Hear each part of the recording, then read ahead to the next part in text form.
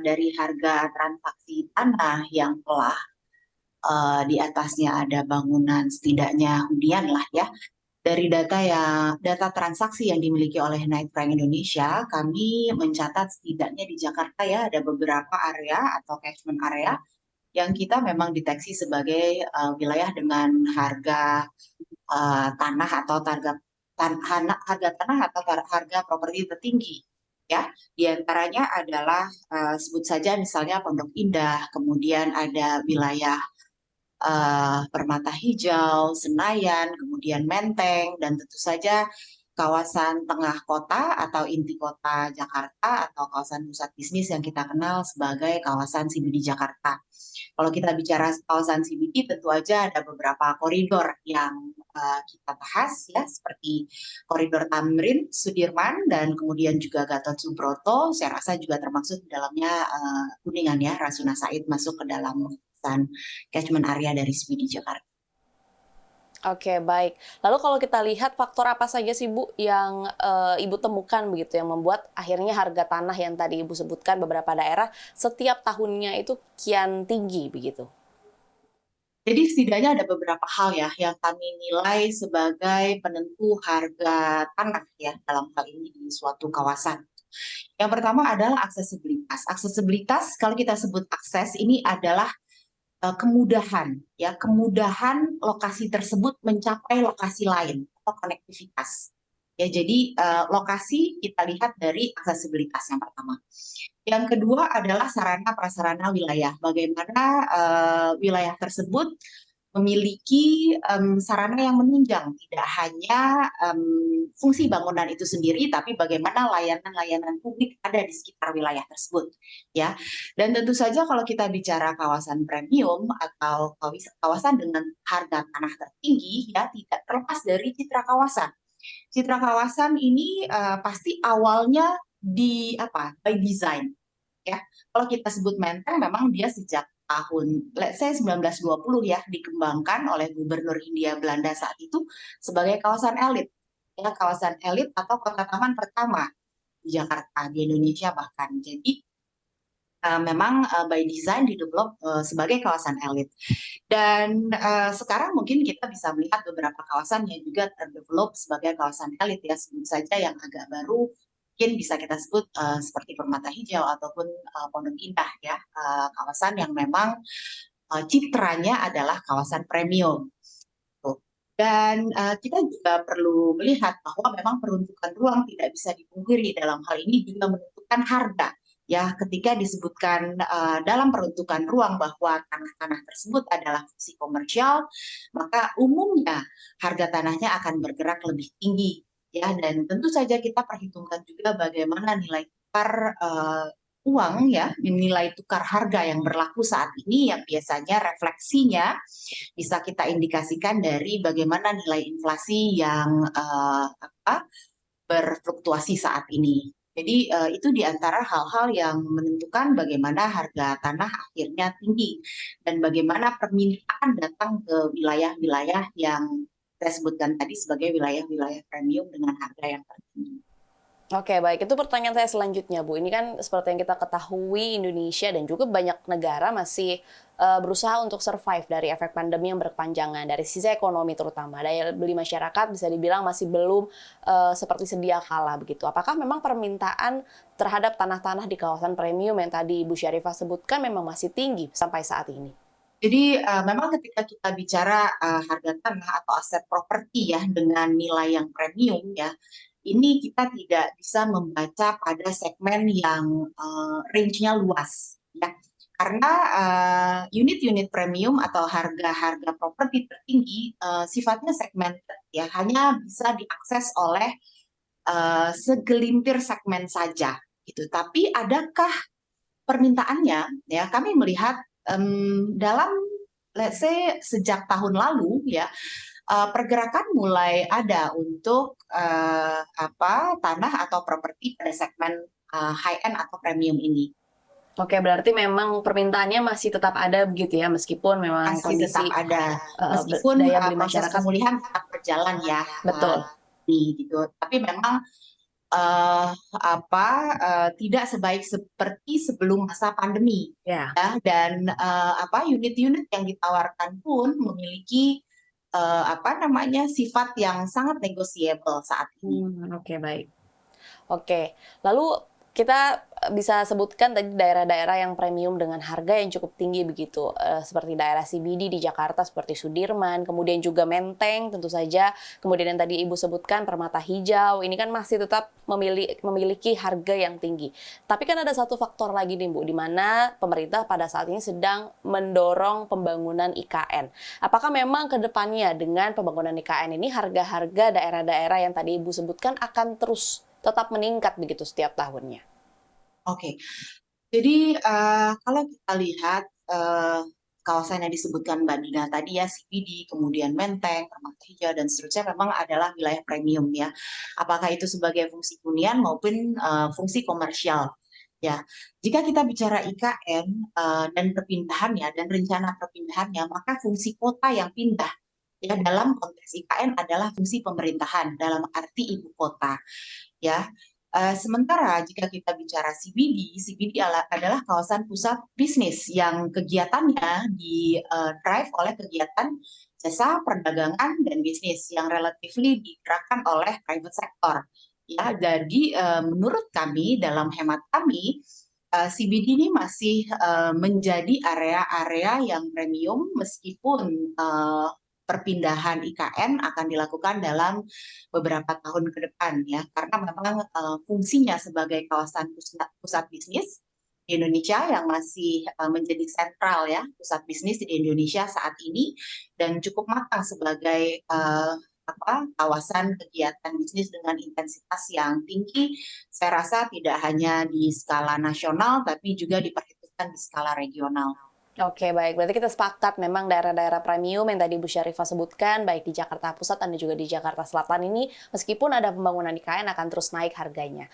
Lalu kalau kita lihat kan memang di daerah-daerah pusat ini juga didukung oleh transportasi umum yang juga cukup memadai begitu. Kita lihat ada Transjakarta, kemudian yang baru saja diresmikan LRT Jabodebek. Kira-kira dengan adanya aksesibilitas bagi masyarakat untuk menggunakan transportasi umum untuk menuju dan dari daerah-daerah premium ini, apakah berdampak juga kepada daerah-daerah penyangga seperti Bogor, Depok, dan juga Bekasi, Bu Syarifah? Saya rasa memang itulah karakter wilayah premium ya, selalu dilengkapi. Infrastrukturnya selalu dilengkapi dengan dinamika yang berkembang saat ini ya. Tidak hanya infrastruktur transportasi yang berbasis transportasi publik seperti bis gitu ya, tapi sudah mulai dilengkapi dengan rail base ya, bahkan yang sudah lebih modern LRT maupun MRT gitu. Dan tentu ini semakin memberikan added value yang tinggi terhadap wilayah premium tersebut gitu. Dan bagaimana dengan wilayah-wilayah penyangganya? Kalau kita sebut CBD itu juga mempunyai very fair dalam arti dia mempunyai ujung dari wilayah tangkapannya ya. Dan kalau kita bicara Jakarta sebagai enclave yang lebih besar, tidak hanya untuk wilayah kawasan pusat bisnis, tapi juga untuk hunian, kita melihat bahwa wilayah-wilayah penyangga ini tentu saja mendapatkan spillover, ya, mendapatkan limpasan impact positif dari kegiatan-kegiatan yang berlangsung di Jakarta. Dan tentu saja pengembangan infrastruktur yang sebut saja MRT, ya, yang Blok M, Fatmawati, Lebak Bulus ini kan membuka wilayah-wilayah urban development baru di area selatan. Oke. Ya, dan LRT yang saya rasa akan uji coba di tahun ini ya, dan akan beroperasi juga di tahun ini membuka urban development ke arah timur. Ya, dan belum lagi infrastruktur ruas-ruas baru pembangunan jalan tol baik di selatan maupun di timur ya, kita lihat banyak yang baru completion seperti Serpong Pamulang ya, kemudian Cimanggis Cibitung kalau saya nggak salah, itu juga akan membuka akses-akses ke wilayah penyangga yang bersisian dengan kota Jakarta. Dan tentu saja wilayah ini mendapatkan limpahan added value ya dari apa yang dikembangkan di Jakarta dan berlintas ke wilayah sekitarnya. Oke, baik. Dalam konteks tempat tinggal, apakah kalau dari Bu Syarifah sendiri masih melihat bahwa tanah masih menjadi investasi yang bagus ke depannya, paling tidak 10 tahun ke depan? Oke. Jadi Knight Frank Global merilis The Wealth Report yang merangkum hasil survei dari para wealth advisor, wealth manager, dan juga dari private bank. Ya, dalam publikasi ini disebutkan bahwa para crazy rich di ranah global, ya, dan tentu saja di ranah regional masuk di dalamnya, memiliki preferensi yang tinggi terhadap instrumen aset properti. Jadi sekitar 34% responden menyatakan bahwa properti masih tetap jadi instrumen utama jika dibandingkan dengan instrumen aset seperti saham, seperti emas, ya, seperti kripto, kemudian mobil mewah, dan termasuk juga di dalamnya karya seni, ya. Properti di sini disebutkan masih menjadi preferensi utama karena dinilai relatif aman, stabil, dan terus progresif peningkatan nilai asetnya. Oke, baik. Berarti memang Anda masih melihat bahwa tanah, secara spesifik tanah, ini masih menjadi investasi yang bagus ke depannya, begitu ya, Bu Syarifah? Dan saya minta izin untuk melanjutkan bahwa kami di Network Indonesia di akhir tahun lalu melakukan survei terkait property outlook untuk tahun ini. Ya, kami merangkum masukan dari para pemangku kepentingan bidang properti tentu saja, dan kami mengkonfirmasikan bagaimana prediksi dari para pemangku kepentingan ini terkait harga atau nilai properti di tahun ini. Ya, jadi sekitar 84 responden kami, 84% responden kami menyatakan bahwa harga properti di tahun ini kemungkinan akan stabil dan terus bergerak positif meningkat gitu. Oke, baik. Ini katakanlah Bu Syarifah untuk keluarga baru misalnya. Apakah memang masih memiliki kesempatan untuk membeli tanah atau membangun rumah di kawasan Jakarta, di dalam Jakarta sendiri? Kalau iya memang mungkin boleh proyeksinya di Jakarta mana nih Bu yang kira-kira masih terjangkau bagi keluarga baru? Oke, jadi untuk keluarga muda gitu ya, untuk keluarga muda jika berniat untuk memiliki rumah di Jakarta, apakah mungkin? Tentu saja mungkin. Kalau kita bicara rumah, kita punya dua skema. Yang pertama tentu saja rumah tapak, ya, dan yang kedua adalah rumah vertikal. Kalau keluarga baru memiliki preferensi untuk rumah vertikal, saya rasa bisa memilih area yang di very dari CBD. Sebut saja misalnya sekitar Kebon Jeruk, Daan Mogot, Pasar Minggu, Jatinegara masih bisa diakses untuk rumah-rumah vertikal untuk keluarga baru. Ya, kami mencatat ada beberapa tower atau beberapa building yang juga men-setup harga untuk kelas middle yang merefleksikan ya keluarga baru. Nah, lalu kalau preferensinya jatuh ke rumah tapak bagaimana ya? Dengan mungkin dengan kisaran budget sekitar 2 sampai 3 M ya, bisa di Jakarta tapi agak di very juga ya. Jadi misalnya di area Ciracas, di area Cipayung gitu ya, di area Tanjung Barat, saya rasa masih bisa diakses oleh keluarga baru. Namun memang jika budgetnya ada di bawah itu, saya rasa wilayah penyangga yang bersisian melekat dengan wilayah Jakarta dengan akses transportasi yang baik juga bisa menjadi pilihan untuk keluarga muda. Karena dalam arti bahwa meskipun di wilayah penyangga dengan catatan aksesibilitasnya tinggi, ya, dalam arti infrastruktur transportasinya bagus, terhubung dengan rail based transportation, ya, dan juga uh, sebut saja transportasi publik berbasis bis atau berbasis moda yang lain gitu ya, bisa diakses. Saya rasa ada feeder atau shuttle yang disediakan sejauh aksesibel, saya rasa bisa menjadi pilihan bagi keluarga muda.